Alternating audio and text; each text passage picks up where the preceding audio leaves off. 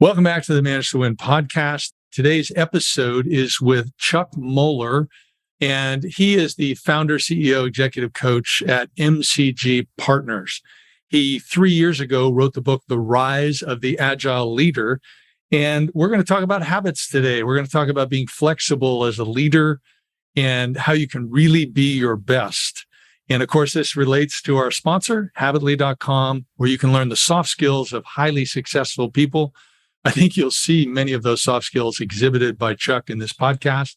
It's a good discussion. He's got some good tips. He's had amazing success in his career. Let's dive in.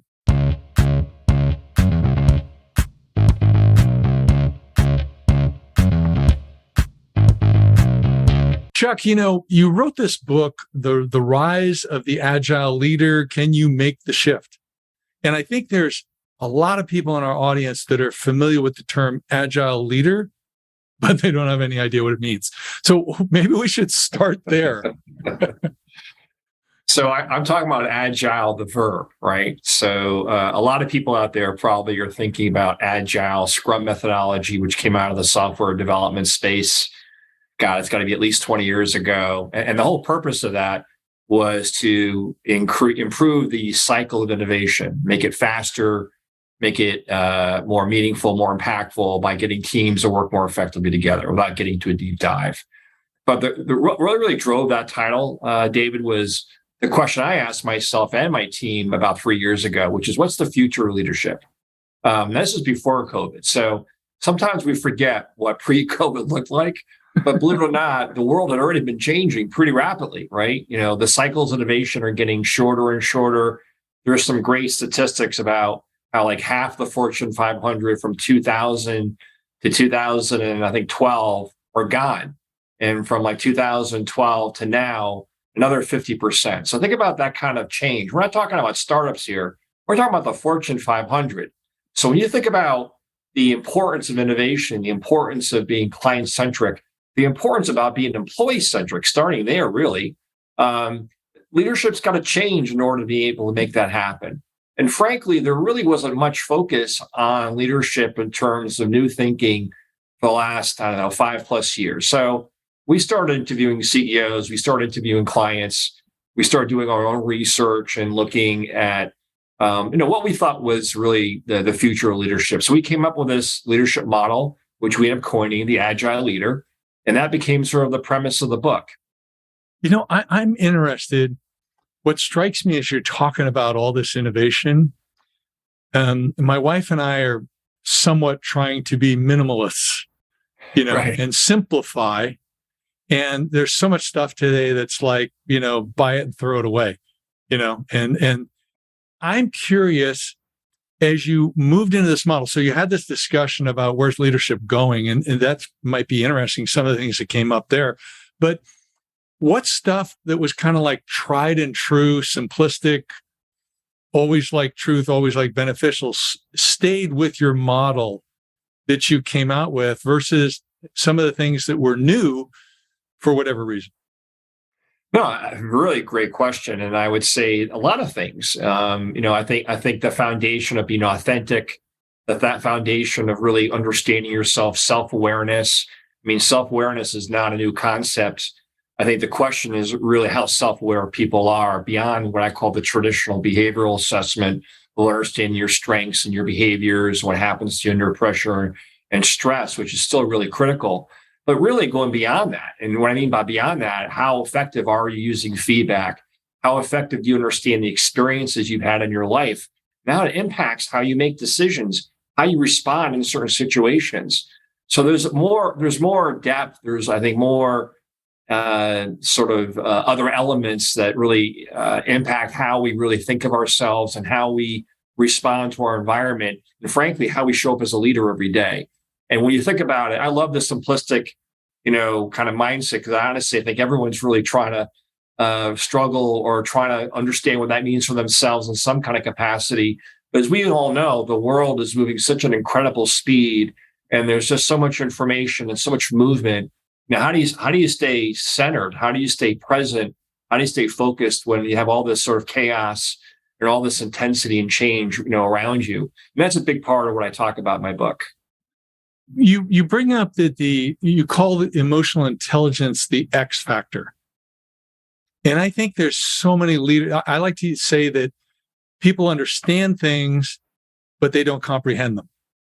So in other words, I can say the words emotional intelligence, I can spell them, I have a basic understanding of what it means, but I don't really comprehend what it means. I don't apply it to myself. And I'm wondering if you have an example of maybe a client or somebody else you studied or whatever that was a before and after, where emotional intelligence, they could spell it previously, but it wasn't affecting their leadership or their life. And then through working with you or following this model or whatever, there was some type of transformation. Yeah, I love that. So so emotional intelligence probably means different things to different people. In the context, I think, of our conversation, let me just simplify by saying emotional intelligence is simply understanding the impact we have on others, right? And that impact, clearly there's an impact in terms of how self-aware we are. We understand how we show up and how we respond to our environment. I've already kind of said that. So let me be very specific and use an example. So something I talk about in the book, I actually have a full chapter dedicated to this, and we all struggle this with it, which is triggers. So our ability to manage our triggers, in other words, things that create an emotional response out of us. Sometimes an emotional response is very, very visible and very dramatic and very impactful. Sometimes that emotional response is very internalized, but still impacts others. So our ability to not be a victim of how we respond to a trigger and how we manage those triggers, those emotions effectively, so we actually have a positive interaction and impact on others, is actually one of the most critical aspects of leadership today. If anything, it's more important than ever because we talked about the intensity, the stress, the pace of the world that we live in, on all the challenges that managers have on their plate. So I've had one particular executive that was pretty skeptical, and I walked him through this process that I created for myself, which I shared very openly in my book, of how to really identify, own, and manage your triggers, and how that really can change and transform how you show up. And think about it, it's all about establishing trust and building strong, effective relationships. And it didn't happen overnight, but really once he started owning it, and really once he started seeing the impact it would have on him personally, as well as professionally, not only transformed himself as a leader. So I think it's really interesting when you're talking about that gentleman who you helped. However, and I don't know how much you want to share, but it sounds like you really went through a transformation. And I don't know whether it was with triggers or habits or whatever, and where you were not as effective as you'd like, or not getting the impact. Or how did you word that? How others, it wasn't receive you, but it's, when you think about your behaviors, you think about emotional intelligence, it's how others would. Yeah, it's the impact we have on others, right? Essentially. And it's how we sort of show up in a situation. And it really boils down to trust and effectiveness in relationships. Well, it's interesting that the focus so much, I think a lot of people, when they think emotional intelligence, they're thinking, I got to focus on me. I got to get me right, which is right to a certain extent. Right. But really it comes back to, are you having the impact on others, or are they kind of receiving you the way you want? And if not, then you have to make some changes. Did you actually go through a significant thing yourself? I did. Where you had to overcome, and if you're willing to share that at all, absolutely, I'd be really interested. I talk about the story. I even share it in my book, so I'm not shy about it. It's one of many examples, by the way, David. It's not the only one, but it's probably the most profound one I had. I was back in '99. I was running a global practice. My background is management consulting, and it was the biggest and most profitable, practice in the company. I was one of the successors to the CEO who's getting ready to retire in about 2 years or less. And he was fortunate enough to also be a really great mentor. And essentially, he asked me to have a 360 assessment, which I had never done. And for your audience, and not to assume, 360 assessments, an online survey where your key stakeholders, your boss, your peers, your subordinates, and other key people in the organization essentially assess you. And then also you assess yourself. So you get to compare how you see yourself versus how others see you, essentially. And there's open comments and ratings and all that kind of stuff. So I got my feedback, and don't get me wrong, there's some really positive things in there, but there were some really tough things in there. And frankly, I was blown away. I joke with people that my lack of self-awareness, going back to self-awareness, or my blind spots was the size of the Grand Canyon. I literally had no idea that I was perceived the way that the feedback was provided. And I was really kind of deflated. And anyone who's had 360 or gotten any feedback that's constructive or negative, look, if you've got pride, you've got an ego, and you're very determined, hardworking, and you care, it's going to hurt. I don't care who you are, what level, how much experience, it doesn't make a difference. We all feel it. And of course, I was so mature back then. I'm being facetious. I responded to him by saying, well, screw all these people, because look all the great results I get, which is the results is true. Screwing the people was not true, and it was not a good response. But I was half kidding. The key word is half kidding. And he looked at me in his wise way and said, Chuck, look, you're always going to be successful. You care about people. You get results. You work hard. You're strategic. All these really nice things he said. But you get the management part of your job. You don't get the leadership part of your job. And he goes, if you want to get to the next level in your career, if you want my job one day, you really need to understand that. So, he goes, why don't you go away for a week and think about it and come back, which was good advice, because I was definitely licking my wounds. And so I got over myself, and I came back and I said, look, you're right. I said, I need to figure what this is for me, because I do care. And I need to understand what I need to be doing differently. So it started this journey of kind of understanding myself behaviorally, understanding the impact I have on others, frankly, understanding what is leadership for me. What is my makeup? What do I need to do to be effective, both from a skill, a knowledge, a technique standpoint, so I can be effective with people and understand them individually, not just collectively. And that's one of the big insights for any of us is it's not just about the collective group.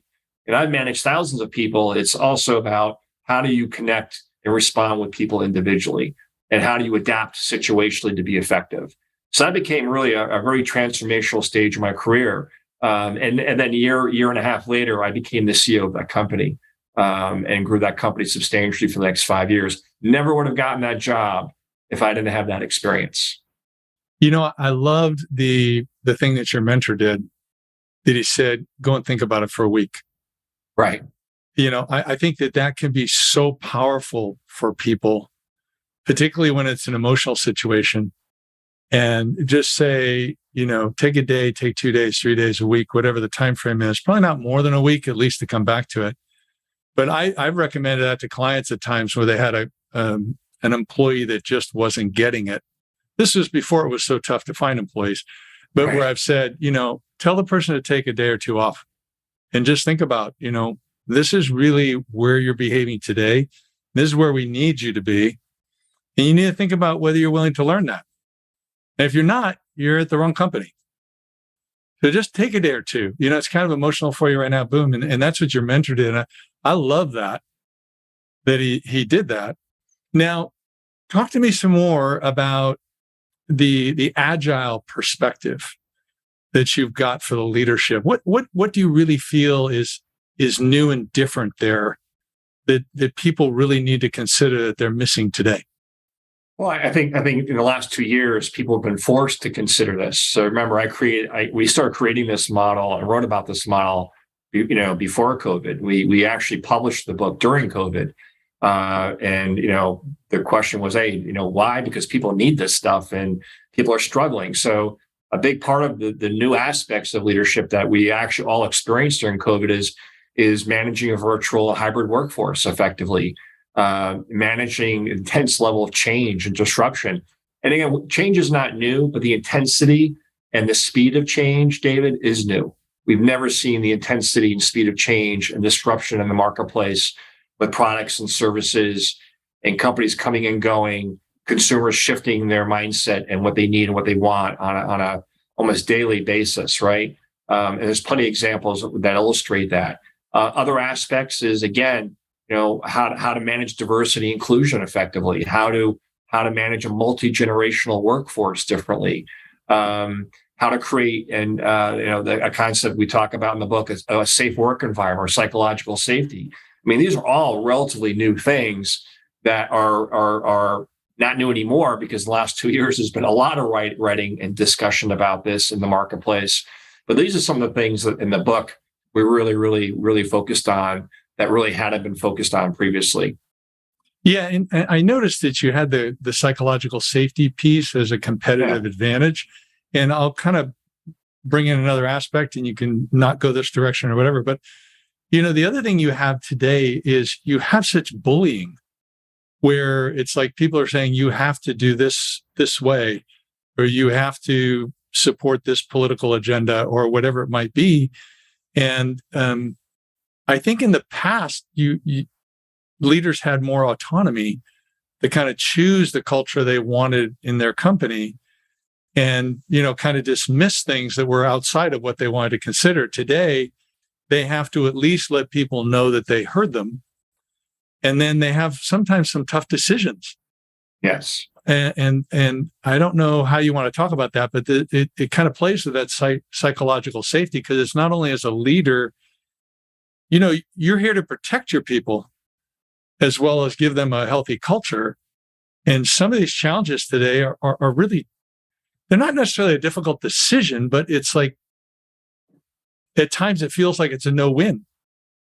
Yeah, no, it ties into how complex the world is today. And especially in the US, when you factor some of the social and political environments we've been under the last few years, going back 3-4 years ago. It's not just the last 2 years. So a couple of things you said that I can address. So one is psychological safety itself, right? Which is just creating this environment where people feel they can be heard, they can be accepted, that a mistake and error doesn't mean they're going to lose their job or they're going to get reprimanded. It's that they can challenge the status quo. They need to be heard. And how do you create an environment where people can be heard but also disagree? It's okay to agree to disagree. So one of the issues, even again before COVID, that I also addressed as part of this model is how do you create an environment where a good conflict is okay? We've forgotten to have courageous dialogue because we're all afraid to insult somebody or offend somebody. But we as leaders have to have enough courage and forthright to say we have to respect all opinions. This is not society. This is not politics. How do we create an environment where people can be respectful? They can also be heard. We can agree to disagree. And it's not just a problem in cultures; it's a problem in leadership teams. And this started way before COVID. So how do you engage in healthy conflict? In addition to having what I call an environment of psychological safety, and how do you incorporate that into culture? Now, you mentioned culture, another aspect of an agile leader. How do you create culture at the macro level, meaning you as an organization? How do you define that? How do you translate that? What does that really mean? And then how do you actually execute that and live that day to day, as well as in your micro cultures? Let's face it, depending on your department and your geography and location, and the size of your company, there's a lot of micro cultures in addition to the macro cultures. So there's a lot of complexity here, and it's important to be able to understand and navigate that and define that in a simple and effective way. Do you have any examples of that? I mean, I'm not looking for juicy, gossipy type stuff, but I mean, this can be very difficult for people. And, you don't have to mention names, but just give people some examples maybe that illustrate what you see commonly out there where it's a struggle. Well, I'll give you one real example, and I can't unfortunately name names or companies even, but there's a very, very, very well-known consumer products company that everybody knows who they are. And they have actually been known for innovation historically. But they've been really struggling with some new products over a number of years. And so the CEO at the time really made innovation a really big focus culturally as well as strategically, named a chief innovation officer, created innovation teams and focus areas, and really transformed this culture around innovation. And there was innovation. New products were coming out. But here is the challenge. If the new product didn't get off to like an incredible, and I mean incredible start, not an okay start, an incredible start, it would immediately get squashed, and then people would get reprimanded. Now, what do you think happens? what happened to that innovative culture? It went away. Why? Because the moment that people started seeing that if we didn't get a home run, I'm not even talking about failure. If we didn't get a home run, it was going to get squashed and people were going to get reprimanded. That sucks all the life and energy out of your culture and your environment and people's interest to even try to go beyond the day to day. And, frankly, the CEO was not a bad person, but he was more of a risk averse CEO. And, he struggled. He knew what he wanted to do intellectually, but behaviorally struggled with the risk factor and how to manage that risk in an effective way. So that's just a real story example. And you can take that and internalize into many, many different situations, including small teams at many different levels, to say, how am I going to respond to non-success, to failures, mistakes? And we forget sometimes the principle, David, of innovation or success. Guess what? Most people become successful through failure, right? We don't get it right the first time. How many times you get it right? Right? I mean, so we sometimes forget even the formula of what success is all about. And the higher you move up an organization, often we become more risk adverse. So there's a tension that's created in your culture if you don't really understand the impact it has on people and performance and how they think and how they show up and how they think and approach outside of the box when it comes to your business and your organization. Well, it's interesting that this particular person, not only pulled the plug on something that wasn't wildly a success, but also admonish the people and put them down. It's like, why would I want to do that if I'm going to get whacked? Right. So it just makes sense that, the innovation culture would go away. So, so you're talking agile, you're talking, there's a lot of change. So what are some of the things that you need to change as a leader because things are changing so much? Well, it's really the second part of the title of the book. Can you make the shift? What that's really implying is, and again, I'm talking to all types of leaders, new leaders, mid-level leaders, C-level executives, or people who've been leading for many, many years in addition to being new. But the challenge always is, how set are you in your ways? Have you feel you've reached the pinnacle of, success as a leader and how you manage and how you develop and how you run your organization and the culture you create? So part of what being agile is your ability to continue to adapt, to continue to learn, continue to think about disruption and what you do yourself in addition to how you run your organization. So part of the principle is, frankly, the willingness and ability to shift and adapt and modify and have that mindset in how you approach yourself personally in addition to your organization. So a lot of this is a lot of being agile is really starting more focused on yourself than ever before. Because part of the challenge, and we alluded to this in the very beginning, is everyone's running so hard right now and they're so involved in the day-to-day, they're not taking enough time for self-reflection, self-development, and self-focus. And that's a big part of what we focus about in terms of how to be agile as a leader. That's huge. And it kind of relates to the question I have is, so I'm trying to be flexible and I'm trying to adapt, that type of thing. How do I, as a leader, hold on to what I know is truth, what has worked for me, what is strong in our culture, whatever, so I don't be so flexible that somebody pulls me off of our agenda or our culture or where I want to be long term? How do I maintain that center or whatever you want to say?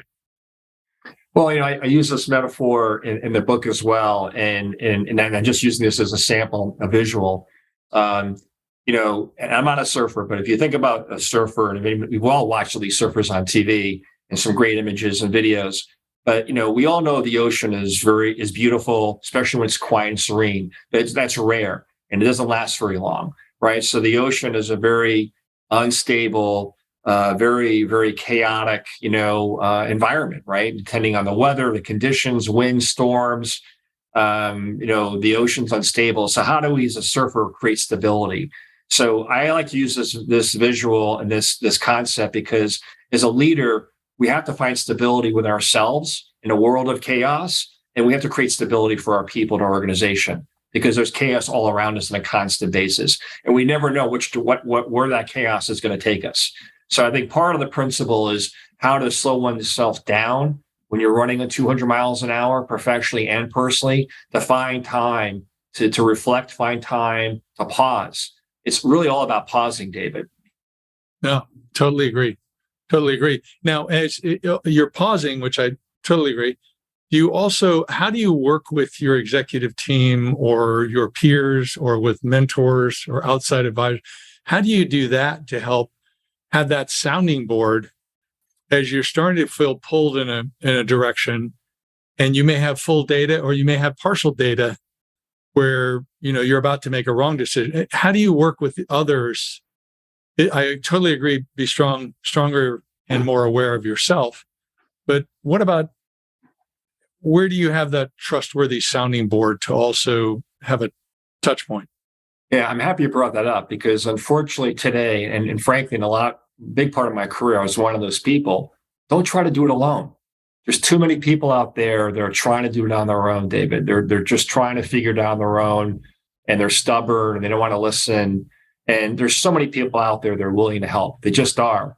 And you have to be open, you have to be receptive, you have to create the time to develop those relationships for mentorship and advocacy, no matter where you are in your leadership career, internally and externally. Now, how you not only build those relationships, but how do you leverage those relationships is the difference, right? And it is different. Someone externally is not going to see you day to day. So that's probably going to be more strategic conversations and talking about real situations that you're involved in, and getting their perspective, how they would handle those situations, what experiences they've had, both failures and successes.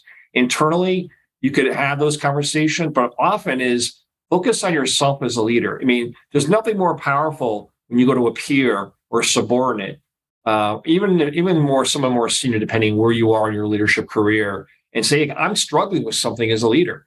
I could really appreciate your feedback, your advice, your input. It's powerful for many reasons. One, you're telling someone, look, I don't have all the answers. I actually recognize there's something I need to work on. And two, I value your opinion. Your opinion matters to me. Your feedback and your input.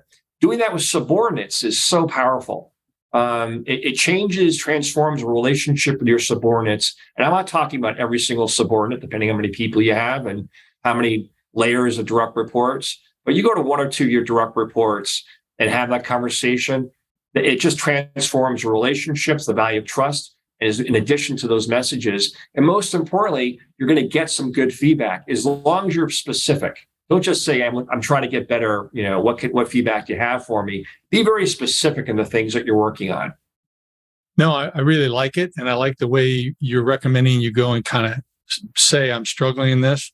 And as a more type A person, what I've had to learn for me with self-awareness is that if I was doing what you were saying, if I just heard this podcast and I ran out and did that, I would say, hey, I'm struggling in this situation and I think we should go this way. Well, now I just bias the whole conversation. Right. And I've had to learn, and it's hard for me, Chuck. I mean, you sound much more wise than me, but I have to really throttle it back and say, I'm struggling with a situation. They ask me a question, and then I would say, I'm thinking we go this way. I have to throttle back and say, well, I've seen this data point, that data point. It's hard. It's hard for me. Yeah. I'm a type A as well, but I've been coaching now for 15 years. I started my company 15 years ago, and in addition to running the company, having a great team, I also coach and advise leaders, and it's been a great experience. I'm still learning every day, but trust me, it is. So to your point, one of the hardest things to do is once you ask the question, shut up. Don't respond. Don't react. Don't get defensive. Don't say what you're thinking, what you want to do. You got to listen, because here's what happens. If you don't do that, are people are going to give you feedback again? No, because they're like, why am I going to bother? Because he's already going to tell me, or she's going to tell me what they want to do or why they're doing what they're doing. So I'm wasting my time. So it's really critical to be present, keep a poker face, listen, absorb, ask questions for clarification if you're not getting it. And then thank them. I appreciate sincerely your input, your feedback. May follow up with additional questions if I have any, because you want people to feel that you're hearing them. It doesn't make a difference if you agree or disagree. Process, internalize, write it down, ask a few more people the same question, see what they're saying. So it is a process, but yeah, it's hard. It's hard not to respond. It's hard not to say what you want to do. And really, you're really kind of sort of segue into a whole other area, which is the ability to ask questions. Too many leaders today, especially if you're type A, and look, the command and control leader is outdated. We all know that. But if you're still type A, you're still command and control. You may be doing it differently in the work environment today, but how do you manage that differently? And how do you facilitate dialogue, which is such a key concept for all leaders today? Yeah, good point. Good point. We're just getting rolling. I feel like you're leaning in. We're like just getting rolling. But to wrap it up, Chuck, where do people learn more about what you and your team are doing? And of course, they can get your book on Amazon or other places, I would assume. But what would you recommend if they want to learn more? Yeah, sure. People can reach me a couple of different ways. They can really reach me directly if they want to at my email, which is chuck.mollor, Mollor, at mcgpartners.com. If you want to learn more about me, you can find me on LinkedIn, or if you just look at my website, which is mcgpartners.com. Fabulous. Well, thank you so much. I love the concept you got here going with the Agile Leader, and wish you the best with it. And I'm sure some of our people will probably reach out to you. I appreciate it, David. It's been a great conversation. Thanks for tuning in today. If you liked the episode with Chuck, please subscribe, leave us a comment or a rating. We always love feedback. And remember our sponsor, habitly.com. Check it out. Learn those soft skills, learn those habits that can help you get where you want to be in life. And again, thanks for joining us. Stay tuned. We've got more great guests coming.